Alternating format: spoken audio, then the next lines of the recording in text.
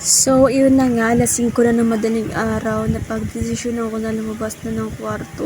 Agaw kasi nagasing alas 2 pa lang, masira na talaga yung body clock ko as in.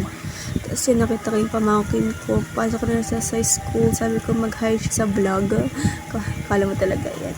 Tamang habi lang ng buhok, napakagulo ng buhok ko, no? Wala talaga kaayusan, lagi kasing trip yung buhok, laging coping mechanism talaga siya. Tapos yan, nakita ko si ate, naglilinis siya, nagliligpit na siya. Ang aga niya rin nagising at tamang linis siya. Hindi ko alam kung ano nakain niya. Ay, tutulala na ako niyan kasi iniisip ko kung mag-apply ba ako. Ngayon kasi umalis na ako sa dati kong work dahil nihirapan na ako sa schedule. Yun, nag-resign tapos walang backup plan, diba?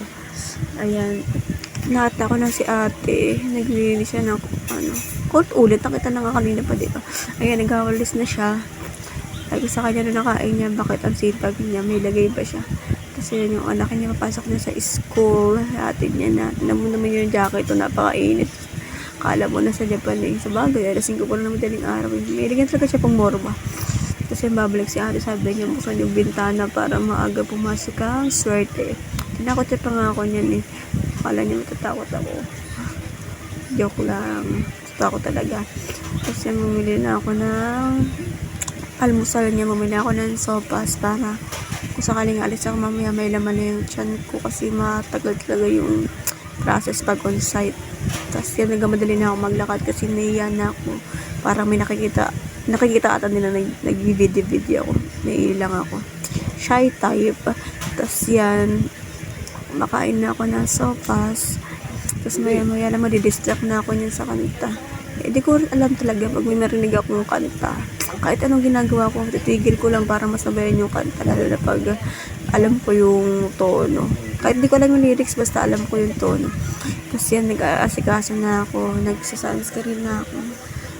Ayun lang talaga yung lagi kong ginagamit sa umaga at gabi. Sunscreen lang talaga ako, sapat na, di na ako nagpa-foundation, ganun. Kasi parang di ako komportable, tapos parang ang lakit niya talaga as in, tapos basta ang lakit niya, para mas prone pa ako sa acne tapos sa pores kapag nag-foundation, kaya nagka-sunscreen na lang talaga ako palagi.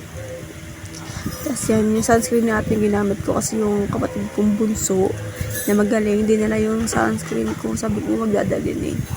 Tapos yan, yung pinakita ko, brilliant yan eh, gamit ni ate. Tapos gumawa pa ako ulit kasi hindi ako nakontento, parang pinig ko kulang pa siya. Tapos tamang lagay ulit sa leeg para protection sa araw. Siyempre napakainit, wala rin akong payong na. Mas maganda ng may sunscreen para kahit pa paano.